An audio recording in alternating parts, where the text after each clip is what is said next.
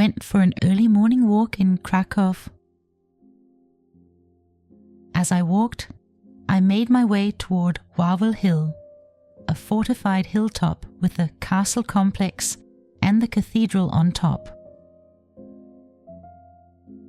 The name Wawel is thought to derive from an old Polish term for dry, elevated land, a raised area standing above the surrounding marshes and wetter terrain. Looking at these so-called rock formations beneath the castle, I couldn't help wondering whether the hill, the terrain, and what is described as natural limestone may at some point have been created by human hands.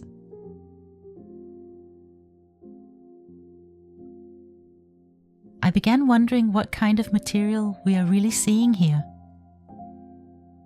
Limestone can appear in many different forms, but if we think in terms of man-made, lime-based materials rather than natural bedrock, they too can change over time. Cores of mortar, wall fill, and cemented aggregates may carbonate, harden, recrystallize, or bind together again. Sometimes slowly through moisture and mineral-rich water, and sometimes much more rapidly under heat, pressure, or chemical reactions, including partial surface melting or vitrification. When that happens, boundaries can fade, seams can disappear, and different zones of hardness may form side by side.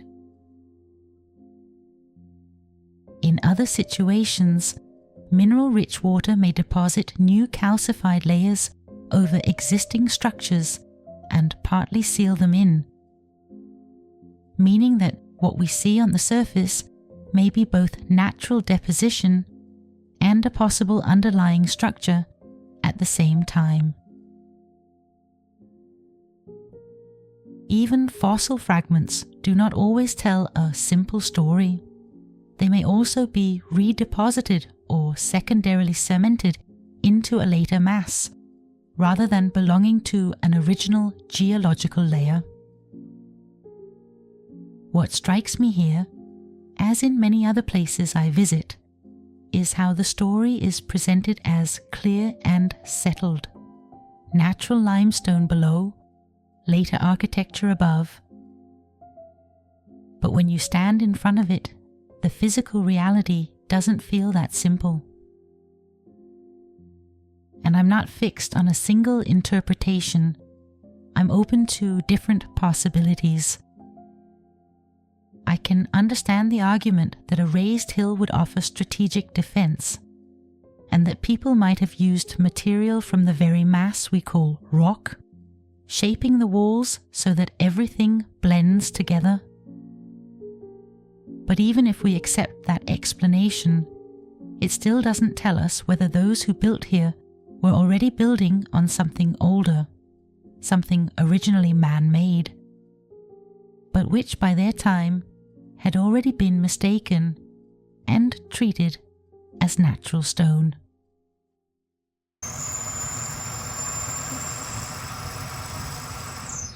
And while I was standing there, the Wawel Dragon suddenly started breathing fire. It does that about every 5 minutes.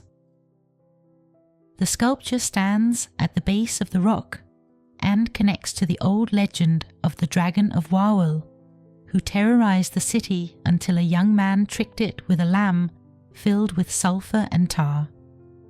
The dragon ate it, overheated, drank so much water that it finally burst and died. Behind the dragon is the entrance to a cave I would have loved to visit, Smocza Jama, and not to be confused with another cave of the same name, located south of Kraków in the Tatra Mountains near Zakopane. The images you're seeing here are not my own, since I visited outside opening hours and never had time to return.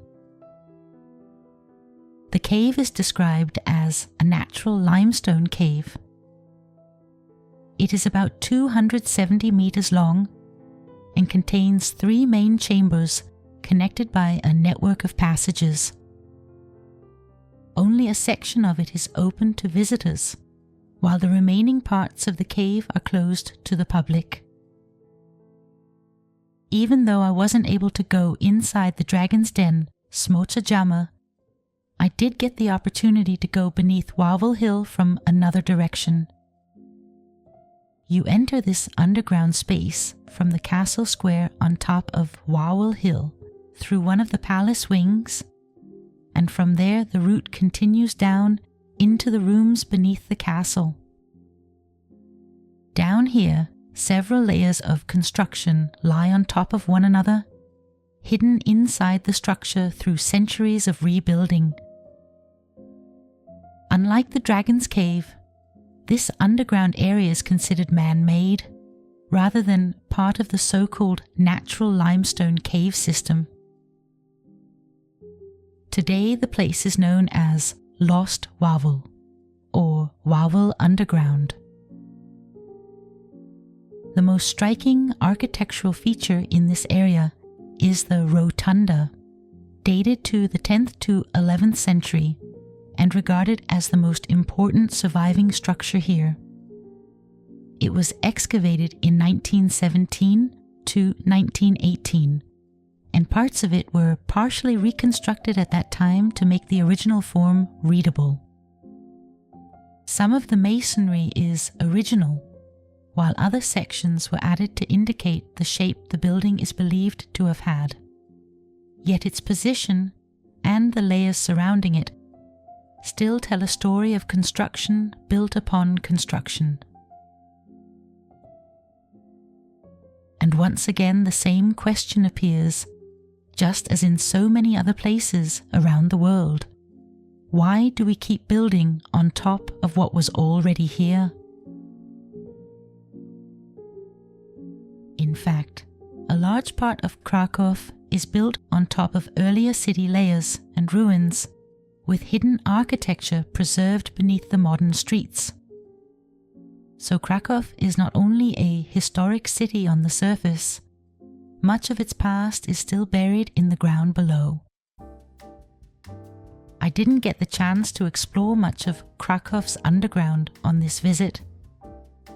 I only had a small glimpse of what lies beneath, including a restaurant I had picked out in advance, simply because it is located in an old cellar.